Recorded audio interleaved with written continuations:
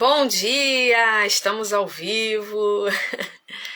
Sejam muito bem-vindos aqui no perfil do Motivada para Motivar, no meu canal do YouTube. Se você vai assistir essa live depois, porque é ao vivo no Instagram e gravado lá no YouTube, sejam muito bem-vindos a mais uma live. Estamos na 46ª semana consecutiva de lives de leitura de livros. A gente tem uma parceria com a Papel Colorido RJ, a gente está lendo esse livro aqui. Então, se você quer adquirir um livro, esse ou qualquer outro que a gente já tenha lido nas nossas lives, ou algum outro livro que você queira, @Papel Colorido RJ. É só começar a seguir, depois você vai lá, chama Verônica Souto, que é a CEO desta papelaria. Inclusive, agora a Papel Colorido RJ tem um ponto fixo, gente, em Nova Iguaçu, na Galeria Garcias, próximo ao bequinho ali da Vivian Festa. É super fácil de achar. São vários quiosques e um deles é da Papel Colorido RJ. Então você agora tem como encomendar seu livro e fazer a retirada lá. Ou de lá mesmo, Verônica Souto consegue enviar para você e provavelmente diminui até a questão do frete, né? Tem alguns lugares que o frete é grátis. Tem que ver com ela, eu não sei os lugares, ok? E é isso. A gente tem feito a leitura do devocional esse ano. Nós ganhamos esse devocional, né? Motivada para Motivar ganhou. Mulheres, de Viviane Martinello. Nós ganhamos da loja Cairós. A loja Cairós também fica em Nova Iguaçu, próximo à rua Dom Vomor, ao lado da Casa e Vídeo. Casa e Vídeo, do outro lado, tem duas Casa e Vídeo, né? Tem uma do lado de cá, que a gente fala, tem uma do lado de lá, que é o lado da Via Light. Então, essa Casa e Vídeo, ao lado dela tem a loja Cairós. Então, você encontra bíblias, devocionais lá, ok? Então, vamos lá. Hoje é dia 21 de maio, gente. Seja uma mulher com propósito. Fale em favor daqueles que não podem se defender. Garanta justiça para os que estão aflitos. Provérbios 31:8. Há mais de 10 anos, eu pausei algumas atividades no ministério, a fim de obedecer à voz de Deus, que me chamava para cuidar de crianças em prostíbulos. Vi de perto o estrago que a prostituição é capaz de causar na vida de alguém, e pude conhecer o coração dos órfãos. Durante esse tempo, entendi com maior profundidade o que significa amar quem Deus ama e chorar com os que choram. Aquilo que entristece o Pai provocou tristeza em mim também. Por certo, as incontáveis experiências que vivi não caberiam em livros. Eu gostaria que todas as crianças tivessem uma família estruturada e recebessem apoio para se desenvolver. Uma mãe amorosa, um pai zeloso e irmãos para amar. Mas sei que a realidade de muitos pequeninos é angustiante. Alguns sofrem abusos, violências e abandono e precisam de adultos capazes de protegê-los. Por isso Deus conta conosco. Sempre orei para que a minha vida marcasse a trajetória de pessoas, nem que fosse apenas uma, para que além de amar e cuidar das minhas filhas, eu pudesse trabalhar em favor de outras crianças, de todas as etnias, línguas e nações, que também precisassem do meu colo e carinho. Deus ouviu essas orações e tem me capacitado e comissionado a ser seus pés e mãos nesta terra, conforme a sua vontade. Hoje encorajo você a também assumir essa postura. O Senhor quer usar mulheres que se disponham a lutar em favor daqueles que não podem se defender. É inexplicável a sensação de estar exatamente onde Deus deseja que atuemos. Então, peça a Ele que lhe revele qual atitude você precisa tomar neste dia para amparar os necessitados. Às vezes, simples ações fazem uma diferença estrondosa. Não hesite em obedecer à voz divina. Seja forte e tenha coragem. Ele lhe deu uma voz. Seja a resposta de alguém que está clamando agora. Uau! Às vezes, quando a gente lê algo assim, a gente se sente tão inútil, tão inútil, tão inútil. Inútil, não é incapaz, porque nós temos capacidade. Inútil de não fazer nada. É exatamente isso.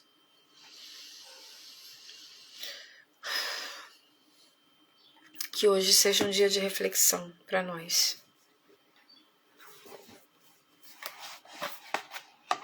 Amém?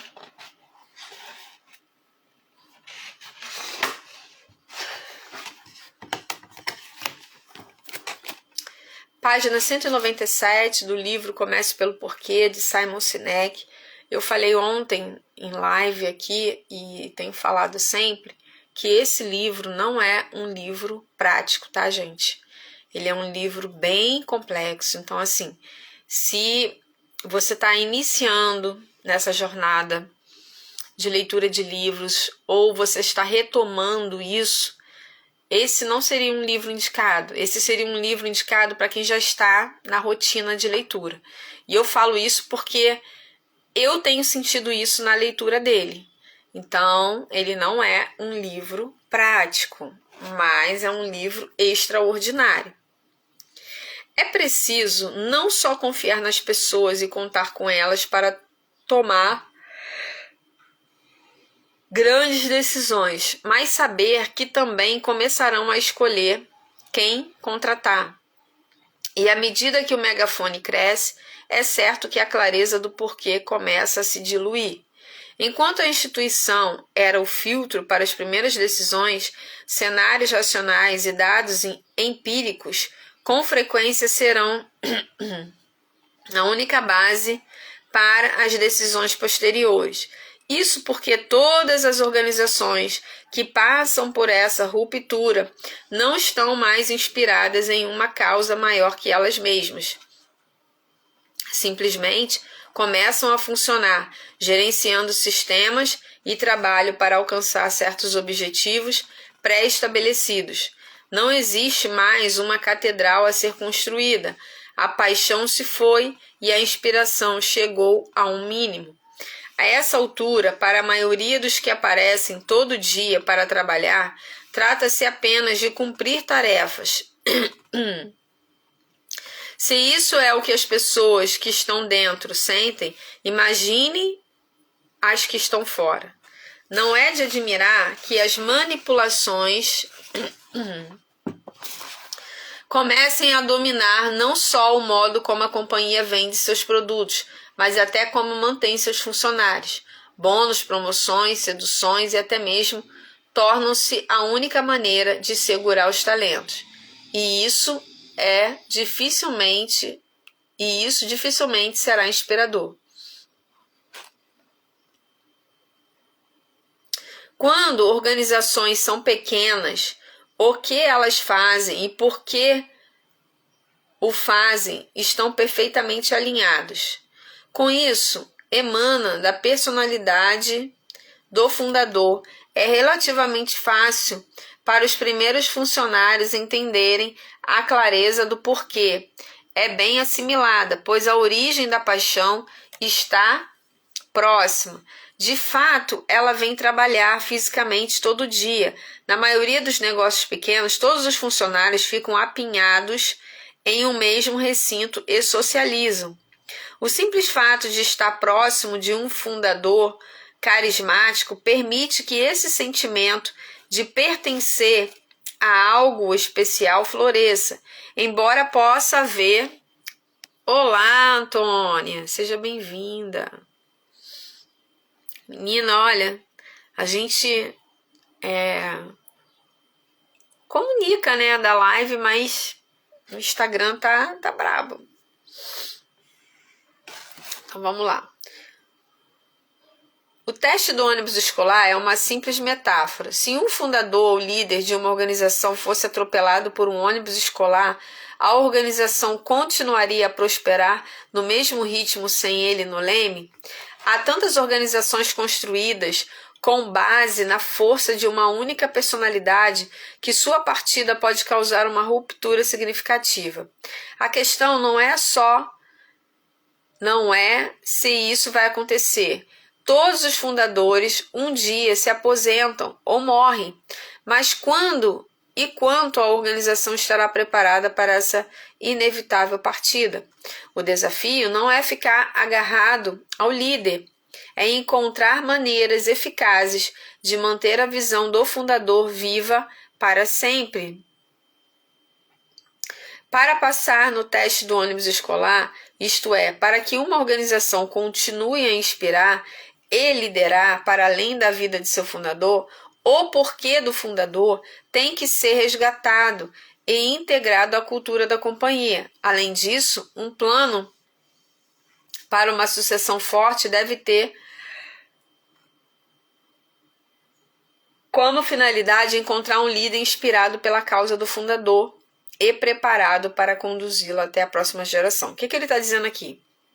Que quando a gente constrói uma empresa, a gente abre um negócio, a gente tem que pensar no futuro. Se a gente quer aquele negócio, né, aquela empresa, aquela loja, que ela seja perpétua, que ela entre, né, que ela faça história, a gente precisa ter claro o nosso porquê. Porque nós, donos, não somos eternos. Vai chegar um momento em que a gente vai envelhecer, a gente vai se aposentar, ou vai partir, né, para a glória. E como vai ficar a loja? Então, o que ele está dizendo aqui? Que a gente precisa se preparar para deixar um legado, preparar pessoas, firmadas no nosso porquê. O nosso porquê precisa estar muito claro, muito definido, para que alguém que venha nos substituir, ela siga a mesma linha de raciocínio e não fuja daquilo que você quer passar para as pessoas.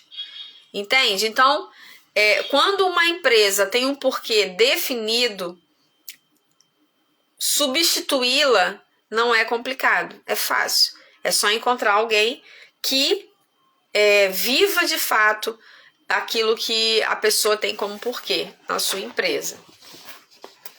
A Microsoft experimentou uma ruptura, mas não se afastou tanto que não possa ser posta novamente na linha. Houve uma época em que as pessoas na Microsoft apareciam todos os dias no trabalho para mudar o mundo. E mudaram. O que a companhia conseguiu pondo um PC em cada mesa? Mudou drasticamente o modo como vivemos, mas depois seu porquê ficou nebuloso. Agora são poucos os funcionários na empresa instruídos a fazer todo o possível para ajudar as pessoas a serem mais produtivas e mais capazes de atingir seu potencial máximo. Em vez disso, a Microsoft tornou-se apenas uma fabricante de software. Se você visitar a sede da Microsoft em Redmond, Washington, vai descobrir que, apesar de seu porquê ter ficado nebuloso, ele não está perdido. A percepção de uma causa, aquele desejo de mudar o mundo novamente, ainda está lá, mas ficou desfocada, embrulhada em como ou o que eles fazem. A Microsoft tem uma notável oportunidade de esclarecer seu porquê e recuperar a inspiração que os levou até onde estão hoje. Se não o fizerem, se tudo o que fizerem for gerenciar o que e continuar a ignorar o porquê, vão acabar como a American Online. Uma companhia que ultrapassou em tal medida o ponto de ruptura que seu porquê, de fato, se perdeu. Quase não restou mais sinal do porquê original.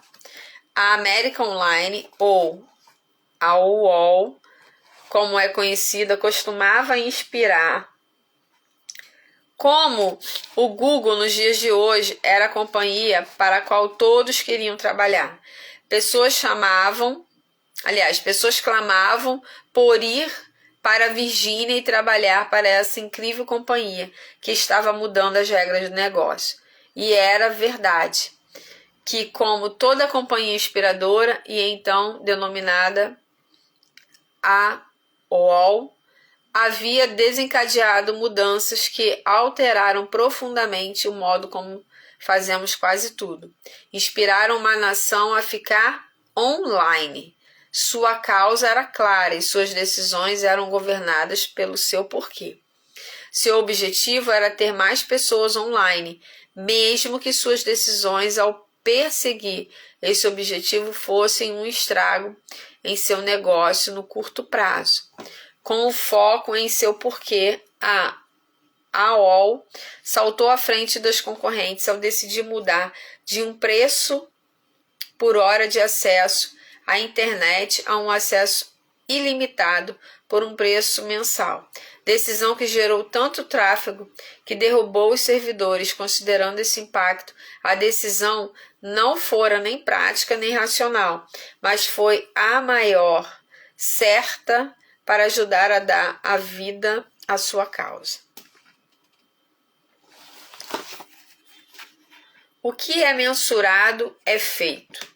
No outono do seu primeiro ano de faculdade, Christina Harbridge começou a procurar um trabalho de meio expediente.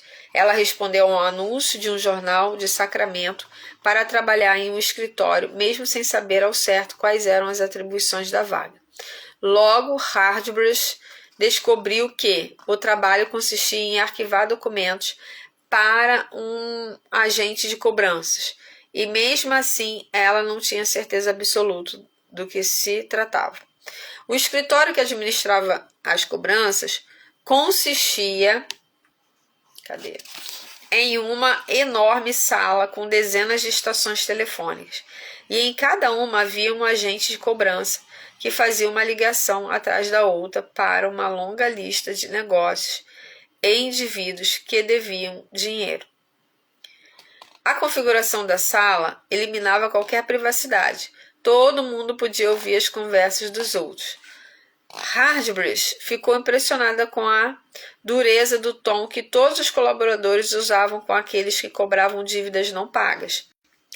Eles os assediavam e praticamente os ameaçavam, contou ela. Fariam o que fosse necessário para obter deles uma informação. Harbridge reconheceu que o dono da companhia e os colaboradores eram pessoas gentis e delicadas.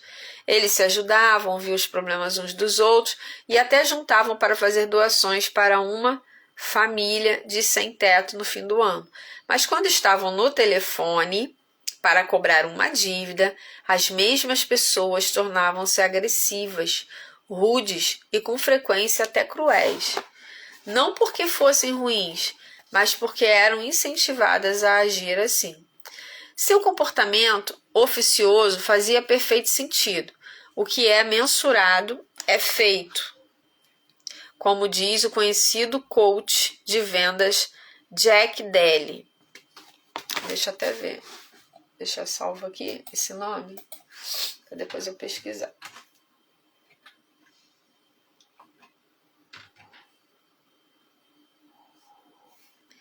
Jack Daly.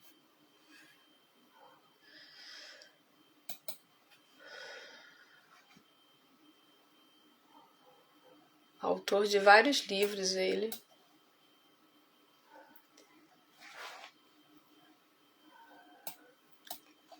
Pois eu vou pesquisar mais sobre ele aqui, porque ele é coach de vendas, muito legal.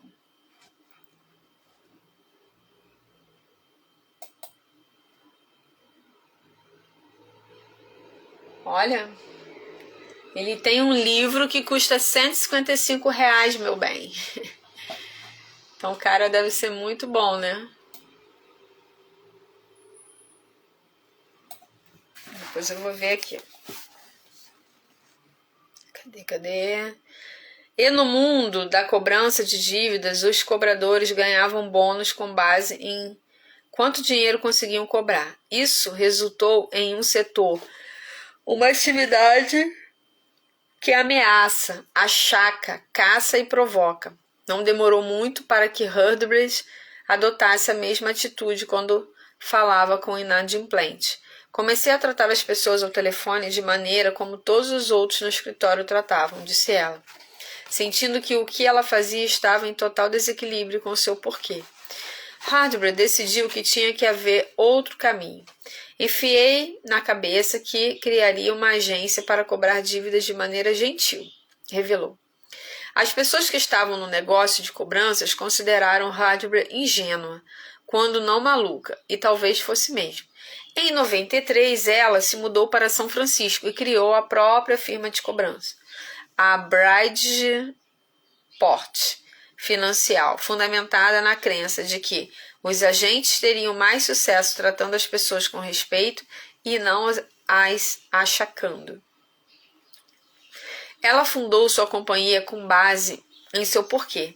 Cada um tem uma história e merece que ela seja ouvida. Sua abordagem era que seus agentes tentassem estabelecer uma afinidade com o devedor no outro lado da linha durante uma conversa de 3 minutos. O objetivo era tornar conhecimento de tudo quanto fosse possível sobre a situação da pessoa. Tinha meios para pagar a dívida? Honraria um plano de pagamento? O motivo de não ter pagado refletia uma situação de curto prazo? Nós queríamos que as pessoas nos dissessem a verdade. Ela disse, claro que temos um departamento legal, mas tentávamos evitar usá-lo. Radbrush sabia, porém, que quaisquer que fossem suas intenções, se ela mensurasse os resultados da mesma forma que as outras companhias de cobrança, o resultado seria aquele mesmo comportamento terrível.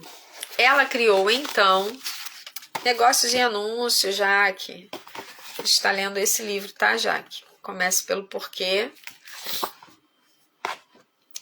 Na Bridgeport Financial, os bônus não eram concedidos de acordo com a quantia cobrada, mas com base em quantos cartões de obrigado seus agentes enviavam. É mais difícil do que parece.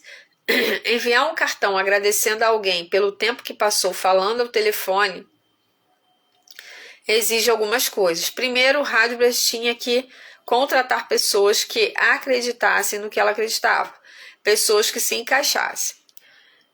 Se seus funcionários não acreditassem que todo mundo merece ser ouvido, não teria funcionado.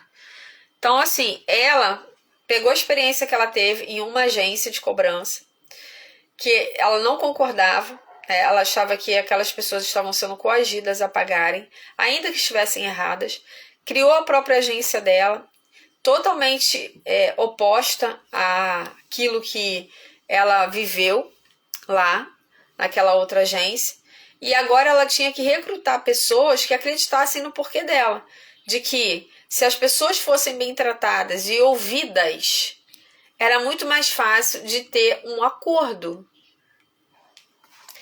Mas o quanto os outros resultados? E quanto aos resultados financeiros? Esses que a maior parte dos negócios persegue em primeiro lugar. A Bridgeport Financial arrecadava 300% mais do que a média do setor de cobranças.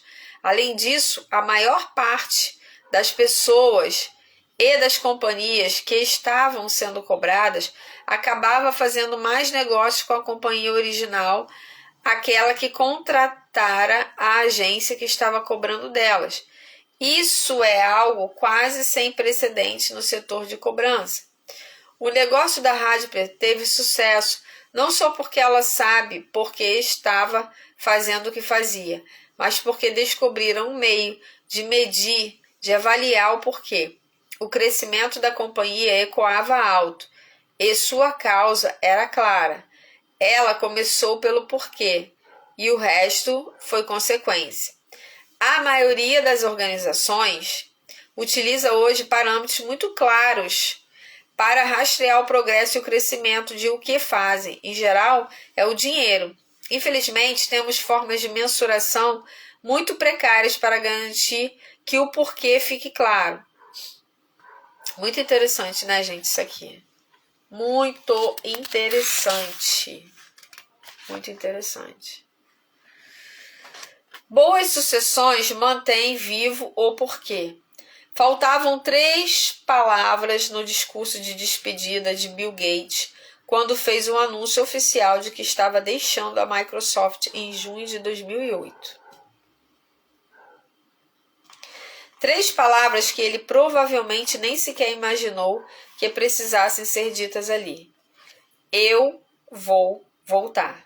Embora Bill Gates tivesse abdicado de seu papel como CEO da Microsoft para Steve Ballmer em 2000, para dedicar mais tempo e energia à Fundação Bill e Melinda Gates, ele ainda manteve um papel e uma presença na sede da Microsoft em Redmond, Washington.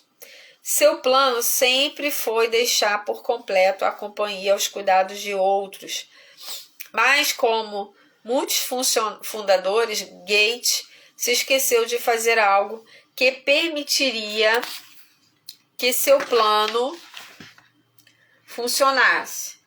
Esse único descuido teve um impacto devastador na Microsoft e chegou até a exigir que ele voltasse um dia para redirecionar o navio que tinha construído. Bill Gates é especial, não apenas por causa de sua inteligência ou seu estilo de gerenciamento. Embora importantes, essas duas coisas sozinhas não são a fórmula para a construção, a partir do zero, de uma corporação de 60 bilhões de dólares. Como todo líder visionário, Bill Gates é especial porque materializa aquilo em que acredita. Ele é a personificação do porquê na Microsoft. E por esse motivo ele serve como farol fisicamente, um lembrete de por que todos vão trabalhar. Quando Gates fundou a Microsoft com Paul Allen em 1975, fez isso para fazer avançar uma grande causa. Se você der às pessoas as ferramentas certas e as tornar mais produtivas, então cada uma, seja qual for sua situação, terá uma oportunidade de atingir o seu maior potencial.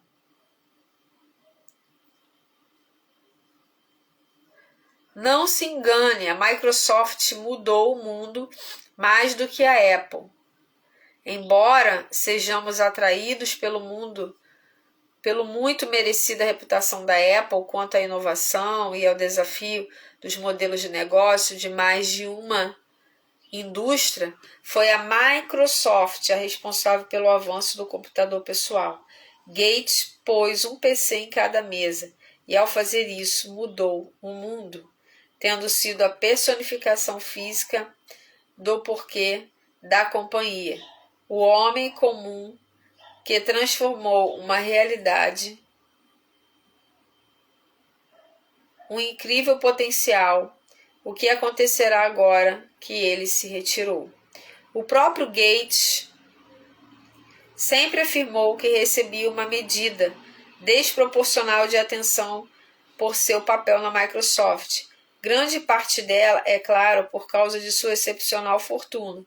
Como todos os líderes inspirados, ele reconhece que seu papel é liderar a causa, mas serão outros os responsáveis por dar vida à causa. Martin Luther King não poderia mudar os Estados Unidos atravessando uma ponte em Selma, Alabama, com 5 proeminentes líderes da causa pelos direitos civis. Foram necessárias milhares de pessoas marchando atrás deles para provocar a mudança. Gates reconhece a necessidade de muitas pessoas para que se produza uma mudança real, mas esqueceu que todo movimento eficaz, social ou de negócio precisa de um líder que marche na frente, pregando a visão e lembrando as pessoas por que estavam lá, uma mosca aqui, para o começo de conversa. Embora King precisasse atravessar a ponte de Selma em uma marcha para Montgomery, era o significado da travessia da ponte que importava.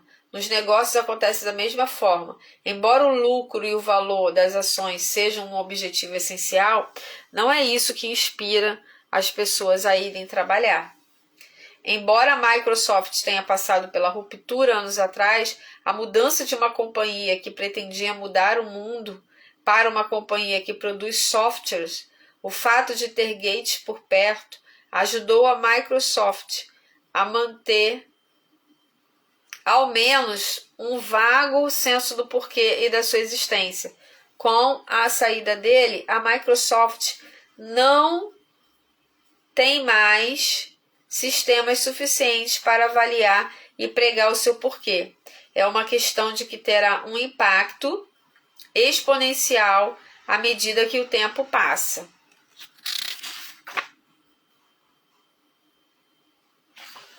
Ok?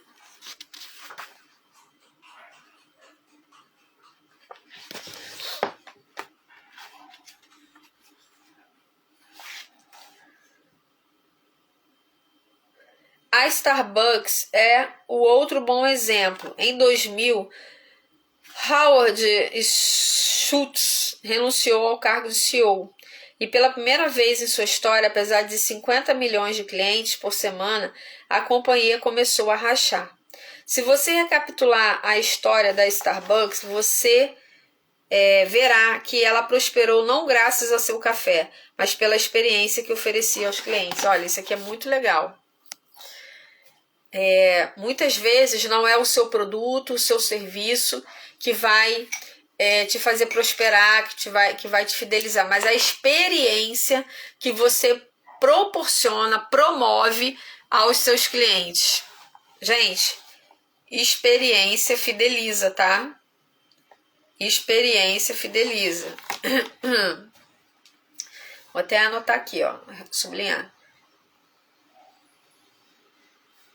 Ela prosperou não graças ao seu café, mas pela experiência que oferecia aos clientes. Foi Schultz quem trouxe o porquê à companhia quando chegou em 82, 10 anos depois de Gordon Brook, Cherry Baldwin e Zev Siegel terem começado vendendo café em grãos. No início tratava-se apenas de café. Schultz, frustrado porque os fundadores da Starbucks não conseguiam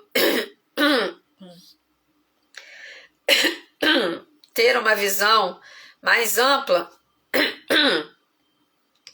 começou a pôr a companhia em um novo curso, o que no fim transformou a Starbucks na companhia que hoje conhecemos. Schultz tinha ficado encantado com os bares de café expresso da Itália e teve a visão de construir um ambiente confortável para pessoas entre seu trabalho e sua casa, o terceiro espaço. Como ele o chamou, o que propiciou a Starbucks criar sozinha nos Estados Unidos uma cultura de cafeteria que até então só existia nos camping universitários. Foi uma época na qual a Starbucks representava uma ideia, refletia uma crença subjacente a respeito do mundo. Era a ideia de que pessoas compravam não simplesmente o café, e era inspiradora. Mas a Starbucks, como tantas antes dela, passou pela inevitável ruptura. Ela também se esqueceu do porquê de ter sido fundada e começou a ser concentrada nos resultados e nos produtos. Houve um tempo em que a Starbucks oferecia a opção de tomar o seu café em uma xícara de cerâmica e de comer um doce de massa folhada em um pratinho de cerâmica. 2 detalhes perfeitos que ajudavam a dar vida à crença da companhia de ser um lugar entre trabalho e a casa. Mas manter louças de cerâmica é caro, e a Starbucks se livrou dela em favor dos mais eficientes copos de papel. Embora fosse uma economia, teve um custo, a erosão da confiança. Nada diz mais a um cliente: nós amamos você, agora deu fora, do que um copo de papel. Já não era mais o terceiro espaço, tornou-se mais um café. O porquê da Starbucks estava ficando nebuloso. Felizmente, Schwartz estava lá, a personificação do porquê, para lembrar as pessoas qual era a causa maior. Em 2000, ela se retirou e as coisas pioraram. A companhia tinha crescido de menos de 10 mil lojas para 13 mil em apenas 10 anos. 8 anos e 2 CEOs depois, a companhia estava perigosamente expandida demais, justo quando enfrentava um ataque de concorrentes, como McDonald's e Dunkin' Donuts, e outros estabelecimentos inesperados. Em um agora famoso memorando que a Schultz escreveu ao seu sucessor, Jim Donald, alguns meses antes de voltar a empunhar o leme, ele implorou que Donald fizesse as mudanças necessárias para evocar o legado, a tradição e a paixão que todos temos pela verdadeira experiência da Starbucks.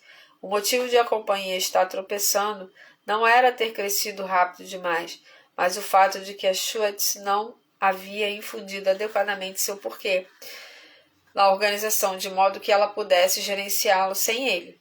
No início de 2008, Schultz substituiu Donald por um líder que pudesse dirigir melhor a companhia de volta a uma época anterior à ruptura, ele mesmo. Nenhum desses executivos é considerado dotado de um dom divino para o gerenciamento. A paranoia de Steve Jobs, por exemplo, foi bem documentada e Bill Gates era socialmente desastrado. As companhias deles têm vários níveis compostos por milhares de pessoas e eles sozinhos não são capazes de puxar todas as cordinhas ou apertar todos os botões para fazer tudo funcionar como tem que ser. Vou parar por aqui, gente. Aí amanhã a gente termina esse capítulo. Amanhã é quinta. E aí na sexta a gente termina o livro. É isso aí, tá bom? Então vou parar aqui, deixei marcadinho. O subtítulo é Quando o Porquê Desaparece, Tudo que Resta é o quê. Deixar aqui marcado. Amanhã a live também é às 9. Esse capítulo aqui, ele fala muito claramente sobre fracassos, né, gente? Porque às vezes a gente olha histórias de grandes empresários, né, essas grandes empresas, essas indústrias aí, e acha que tudo dá certo para eles, sempre deu certo. Não. Eles também passaram por frustrações, eles também estiveram à beira da falência, eles também tiveram resultados negativos, ainda que ganhando bilhões, milhões, seja o que for. Entendeu? Então, assim, quem somos nós? Muitas vezes a gente quer desistir por coisas tão pequenas. A gente coloca a dúvida se, será que é isso mesmo? Será que eu devo continuar? Só porque algo saiu ali do teu controle. Muitas vezes é só porque você está com o seu porquê indefinido ou esquecido. Como aconteceu aqui com a Microsoft. Uma empresa que o porquê dela era colocar um PC, quer dizer, um computador, uma máquina em cada casa. E olha, quando a gente olha hoje em dia, poucas pessoas não têm um notebook, não têm um computador, gente. E hoje a gente tem um computador nas mãos. Então, assim, ainda que hoje seja a Apple, a Samsung, né, a marca dos nossos aparelhos, mas o modelo computador veio da Microsoft. Então, hoje a gente pode fazer de tudo, gente, através de um celular, de um computador. A gente tem acesso a tudo, a gente resolve tudo, a gente constrói tudo através de um computador. Então, empresas que não desistiram, homens e mulheres que não desistiram, conquistaram e trouxeram pra gente avanço. Então, assim, acredite no seu negócio, acredite naquilo que você vende, acredite naquilo que você faz, porque sim, a gente vai ter resultado. Tá bom? Amanhã, quinta-feira, dia 22, a live é às 9 horas. Ok? Vou salvar os vídeos, vou atualizar todo o meu canal lá do YouTube. Tem muito vídeo salvo aqui na galeria que eu tenho que subir lá pro canal, colocar a capinha. Hoje eu acho que eu consigo fazer isso. Beijos!